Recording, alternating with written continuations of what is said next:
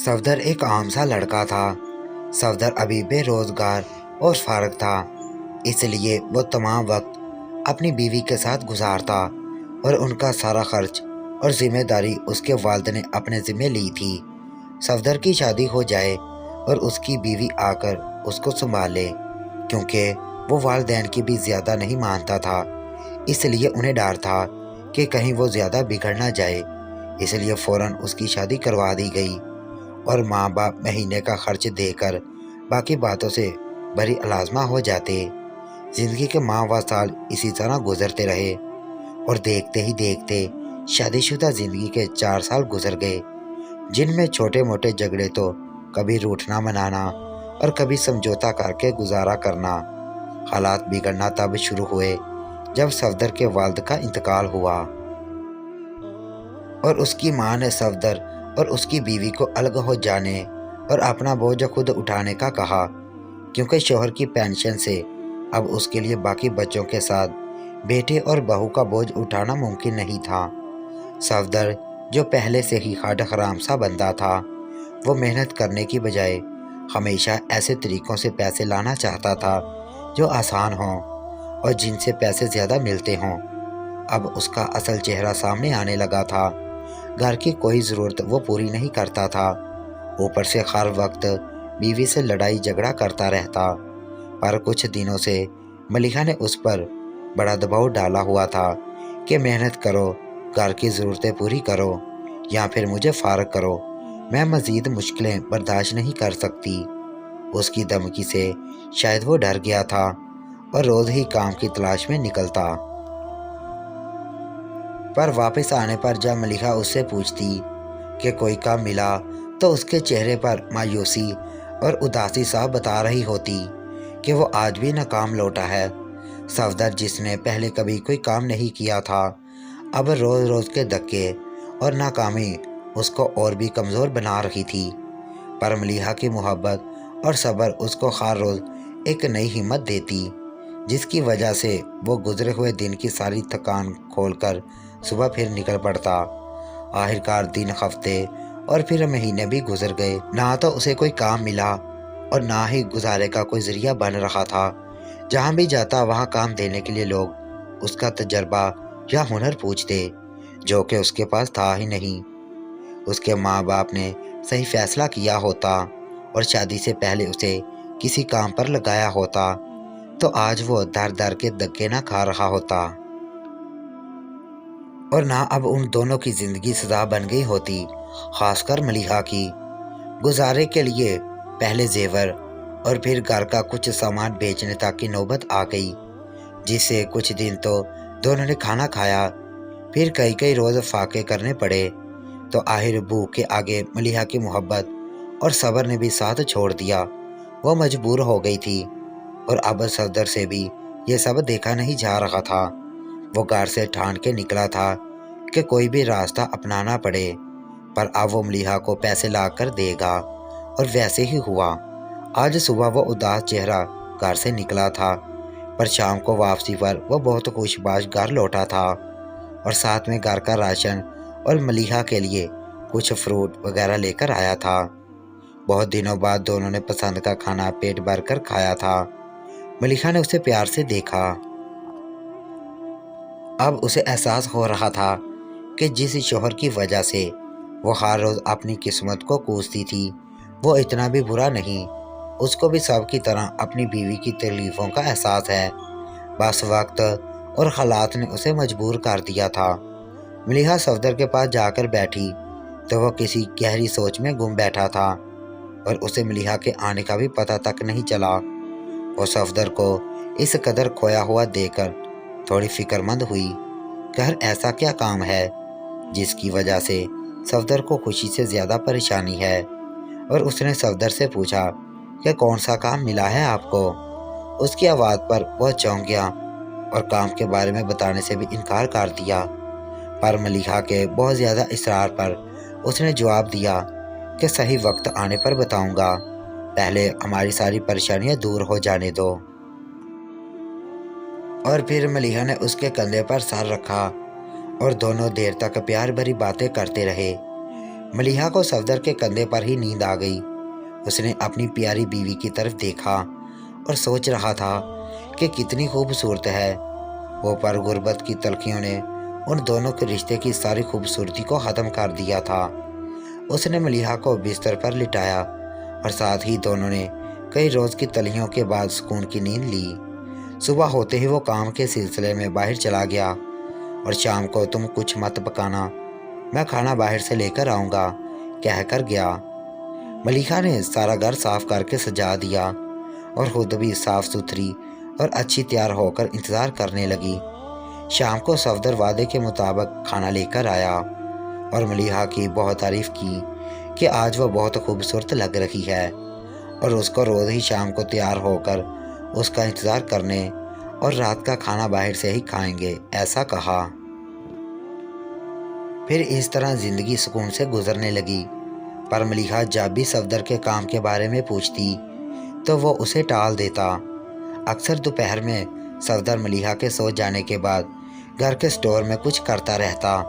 ملیحہ کو پتہ ہوتا پر وہ اس کے کام میں مداخلت نہ کرتی اور آرام سے سوئی رہتی۔ ایک روز ہمیشہ کی طرح اسٹور میں موجود تھا تو ملیحہ بھی اس کے پیچھے وہاں آ گئی اور اسے بنا بتائے شرارت پیچھے سے اس کے گلے میں باہیں ڈال لی۔ پر صفدر جو اسٹور میں بوریاں صاف کر کے طے کر کے رکھتا جا رہا تھا، اسے شدید جھٹکا لگا۔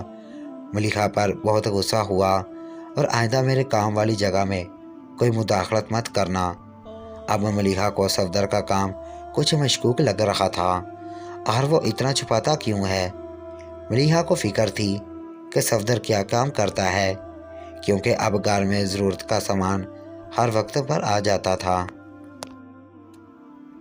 پر ملیحہ جب بھی اس کے کام کے بارے میں پوچھتی تو وہ کہتا تم اپنے کام سے کام رکھو، میرا دماغ حرام مت کرو۔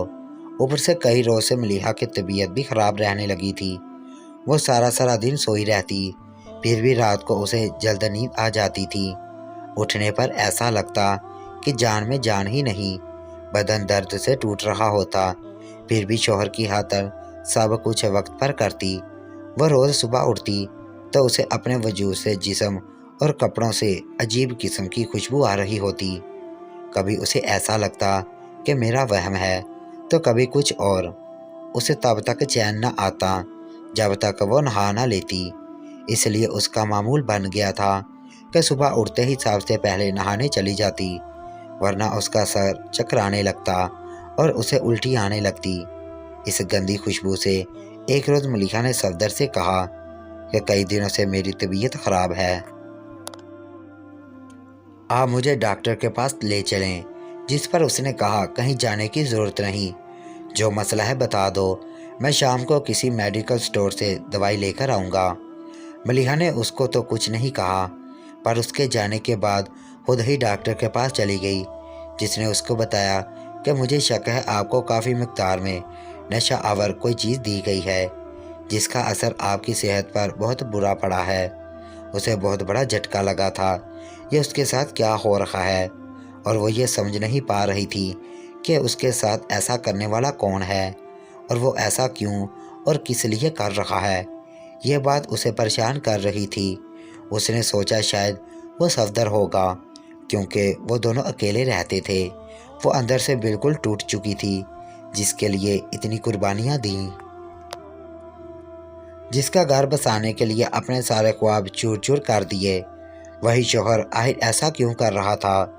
پر اس نے اپنے دل کو تھاما اور فیصلہ کیا کہ میں اسے راز کو خود ہی کھولوں گی، کیونکہ اس سے پوچھنے کا بھی کوئی فائدہ نہیں، وہ مانے گا نہیں۔ اگر کوئی بات ہوگی بھی تو پھر ملیحہ نے اندازہ لگانا شروع کیا کہ کیا وہ اسے آخر نشہ کس طرح دیتا ہے۔ بہت سوچنے کے بعد اس نے نتیجہ نکالا کہ شاید رات کا کھانا جو صفدر باہر سے لاتا ہے اس میں کچھ گڑبڑ ہے، اور اس کا شک بالکل صحیح نکلا۔ ایک رات اس نے شوہر سے چھپا کر کھانا کہیں ادھر ادھر کر دیا اور اسے بتایا کہ میں نے کھانا کھا لیا ہے۔ جب وہ رات کو سو چکی تو تقریباً آدھی رات کے قریب اس کی آنکھ سبب کھلی جب صفدر نے کمرے کی لائٹ چلائی اور خود اسٹور کی طرف چلا گیا۔ ملیحہ نے چاہا کہ اٹھ کر دیکھے کیا ماجرا ہے، पर सफदर को शक ना हो जाए इसलिए वहीं से मुँह चलाने लगी। थोड़ी ही देर में सफदर कमरे में दाखिल हुआ तो मलिहा ज्यों की त्यों फिर से सोने का नाटक करने लगी। उसके दिल की धड़कन तेज़ हो गई थी और अब वो चाहकर भी आंखें नहीं खोल रही थी, क्योंकि वो देख चुकी थी कि वापसी पर सफदर स्टोर से एक बोरी लेकर आया था। उसके डर और खौफ की कोई इंतहा न रही। जब सफदर ने मलिहा को पटाकर बिस्तर के बाहर वाली तरफ लपेटा, जो कि पहले दूसरी जानब सो रही थी, और बोरी खोलने लगा, देखते ही देखते उसने मलिहा को उठाया और बोरी में बंद करके बोरी उठाई और घर से बाहर जाने लगा। दरवाजे पर पहुंचकर उसने बोरी नीचे रखी और घर को ताला लगाया और फिर बोरी उठाकर पैदल चल पड़ा। काफ़ी देर चलने के बाद मलिहा को एहसास हुआ कि वो काफ़ी दूर तक उसको उठाकर ले जा रहा है। अब मलिहा से बिल्कुल भी रहा नहीं जा रहा था। उसका सब्र और बर्दाश्त जवाब दे चुके थे। वो बोलने ही वाली थी कि सफदर ने एक दरवाजे पर दस्तक दी। फिर वो ये सोचकर चुप हो गई कि यहाँ तक आने के बाद अब बर्दाश्त से काम लिया जाए और मामले के आखिर तक जाया जाए। यह सब क्या माजरा है। 2-3 बार दस्तक देने पर दरवाज़ा खुला और अंदर से कोई भारी आवाज़ वाला बंदा बाहर निकला, जिसने सफदर को अंदर आने का कहा। मलिहा अभी तक सिर्फ सब कुछ सुन रही थी और सफदर ने अंदर दाखिल होकर बोरी नीचे उतारी। खुद वो झुककर उस आदमी से मिला और बड़ी इज्जत और अकीदत के साथ उससे बात करने लगा। उस आदमी ने हाल अहवाल पूछा तो सफदर ने जवाब में उसे बताया, आपका एहसान है, अब हमारी ज़िंदगी बड़ी आसानी से गुजर रही है। उसके बाद उस आदमी ने मलिहा के बारे में पूछा कि तुम्हारी बीवी खुश तो है ना तुमसे, जिसके जवाब में भी सफदर सिर्फ उस आदमी का तारीफ़ें कर रहा था। अब तक छोड़ के जा चुकी होती, जिस पर उस आदमी ने सफदर से कहा, नहीं नहीं, वो कहीं नहीं जानी चाहिए। तुम जानते हो ना कि मर्द का रिज़्क भी औरत के नसीब से आता है। अगर वो चली गई तो फिर तुम्हें कुछ नहीं मिलेगा। ये कहता हुआ वो आदमी अंदर और एक कमरे में चला गया और सफदर ने जी जी कहते हुए बोरी खोली और मलिहा को निकालकर एक तख्त पर लिटाया। मलिहा ने चौर नज़रों से देखा तो वहाँ काफ़ी अंधेरा था और वो एक अजीब किस्म की खुशबू थी, जिसकी दीवार में मिट्टी की और छत बांस की थी। वहाँ शायद आग जलाई जाती थी, जिसकी वजह से दीवारें और छत काले हो चुके थे। सफदर ने वहाँ पहले से मौजूद जलती हुई लकड़ियों को फिर से भूंक भूंज कर भड़काया तो रोशनी कुछ ज़्यादा हुई। सफदर ने उस आदमी के वापस आने तक वहाँ मौजूद इधर उधर बिखरी हुई चीज़ें समेटना शुरू की और किसी खिदमतगुजार की तरह उस गंदे कमरे को ठीक करने लगा। तकरीबन 10-15 मिनट बाद वो आदमी उस कमरे में वापस आया तो उसे देखकर मलिहा का दिल दल गया और उसका खुलिया अजीबो गरीब था। उसके बाल और दाढ़ी मूछें बहुत बड़ी बड़ी थी, जो कुछ सफ़ेद तो कुछ काले थे। कपड़ों में उसने सिर्फ काले रंग की एक धोती पहनी हुई थी और गले में लकड़ी और पत्थरों से बने दानों की बहुत सारी मालाएं पहनी हुई थीं। उस आदमी ने आते ही मलिहा के ऊपर एक बोतल में मौजूद अजीब किस्म की खुशबू छिड़कना शुरू की, जो मलिहा को बहुत जानी पहचानी महसूस हुई और उसे याद आया कि ये वही खुशबू है जो उसे हर सुबह अपने जिस्म से आती थी। फिर उस बंदे ने कहा, मोकल आने वाले हैं। उसने सफदर को बाहर जाने का इशारा किया और सफदर ने बाहर जाकर दरवाजे बाहर से बंद किया।